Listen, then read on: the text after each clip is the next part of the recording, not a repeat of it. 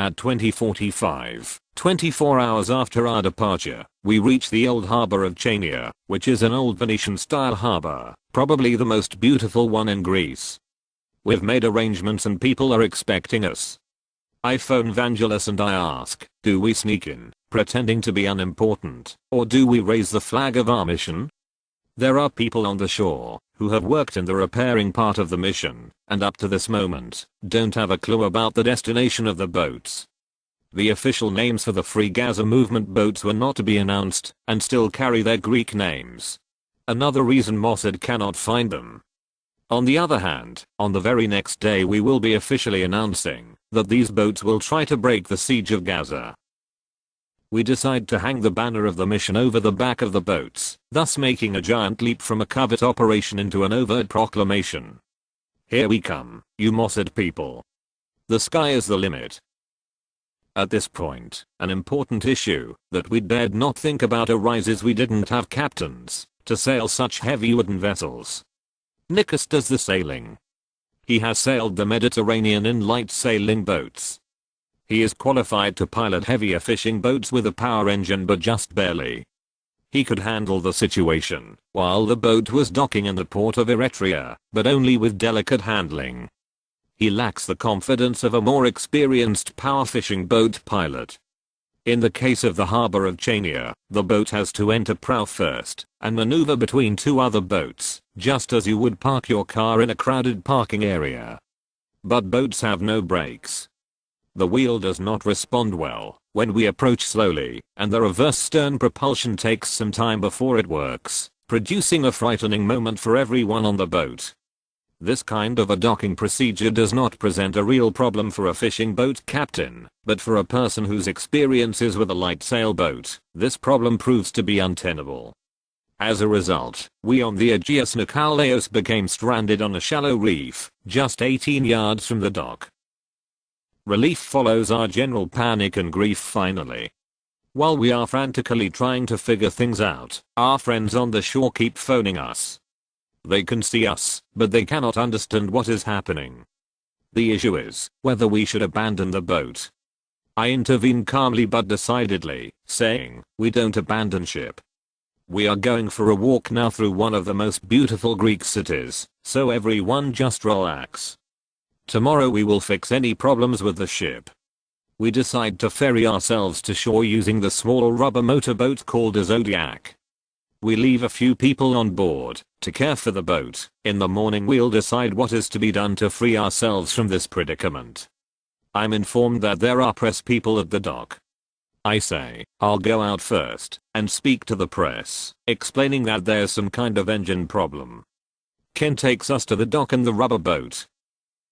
There are no Greek or foreign journalists, only Ivan Ridley and Aki Noaz of Press TV, who will be boarding our boat.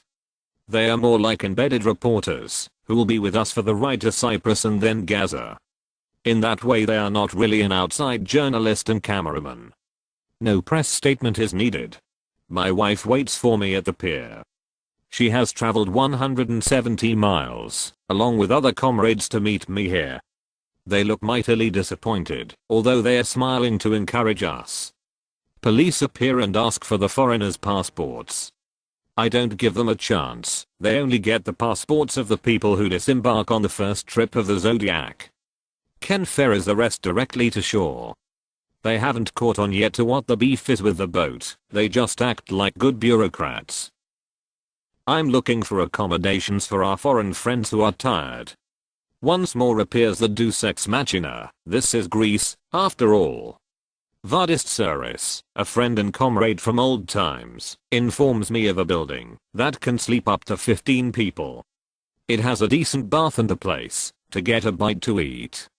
From the non-Rosan era, meaning Black Rose, a historical building, once abandoned to the decay of time and recently reborn as a community center, will become part and parcel of our life during our stay in Chania.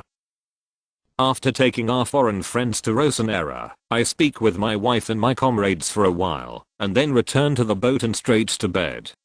I was really shattered. We have succeeded in overcoming so many difficulties. We've managed to move from Eritrea, only to become shipwrecked in shallow water in the first harbor, where we've tried to dock. Sunday, the 10th of August. I woke up at a few minutes before 7, and the first thing I see when I get to the dock is the gargantuan figure of Marcus smiling at me on the pier. He tells me later that my grumpy look then turned into a grin. When we informed Vangelis about the boat's plight, he asked Marcus to come to our aid. Ken brings him to our stranded ship in the rubber boat. They both put on swimsuits, scuba tanks, and masks, and then they dive. For 10 minutes I watch the two divers below the surface as they search the boat thoroughly. The outcome is pretty encouraging. No damage to the boat, not even a scratch.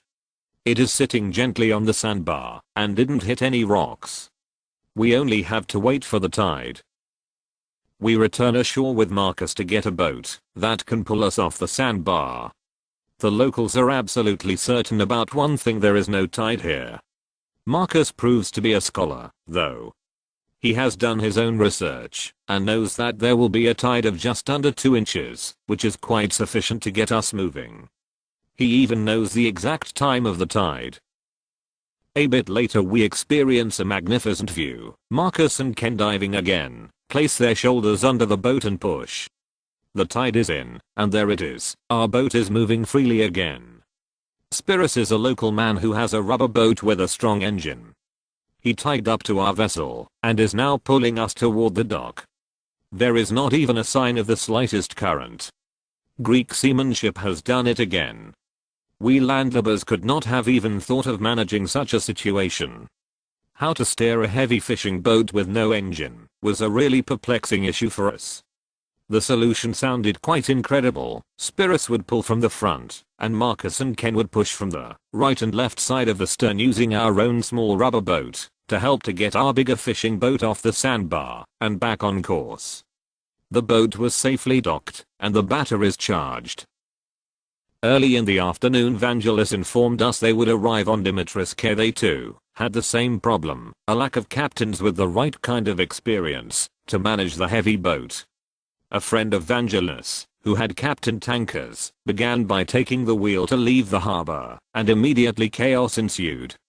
Puzzled, our Irish first mate, Derek, took over, with the same result, and then the problem became clear: the ship's wheel had been installed backward, resulting in the boat doing exactly the opposite of what it's supposed to when you steer.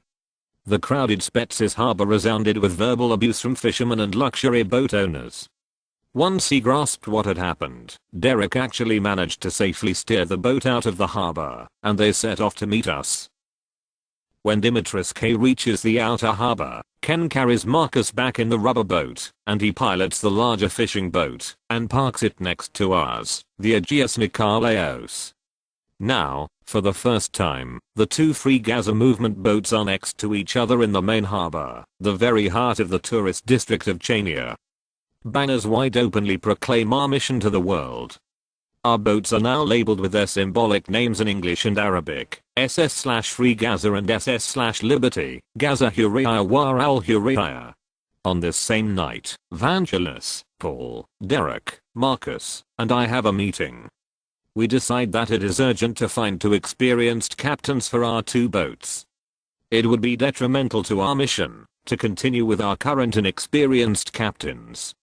First thing tomorrow morning, we will look for our captains.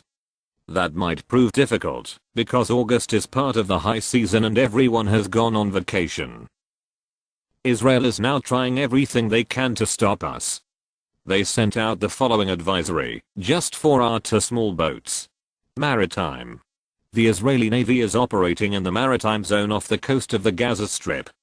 In light of the security situation, all foreign vessels are advised to remain clear of Area A in the attached map, bound by the following coordinates: 34.19.02 E, 31.46.08 N, 33.56.44 E, 31.33.48 N, 34.29.28 E, 31.35.42 N, 34.13.06 E, 31.19.23 N, Delivery of humanitarian supplies to the civilian population in the Gaza Strip is permitted through the land crossings between Israel and the Gaza Strip, subject to prior coordination with the Israeli authorities.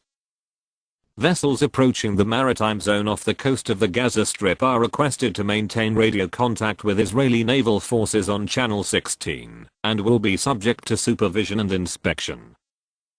In accordance with the agreement between Israel and the Palestinian Authority, entry of foreign vessels to the maritime zone adjacent to the Gaza Strip is prohibited, due to the security situation, and, in light of those agreements, foreign vessels are barred from such entry. This notice is published in order to assure safe navigation and to prevent vessels from approaching areas in which their safety may be endangered due to the security situation in those areas. Eliezer Merom, Admiral. Commander-in-Chief Israeli Navy. Paul Lerudi. Admiral Merom's strange proclamation. The signature of Israeli Navy Commander-in-Chief Admiral Eliezer Merom appears on a very odd document. Dated August 11, 2008, it is not written on official stationery or addressed to anyone.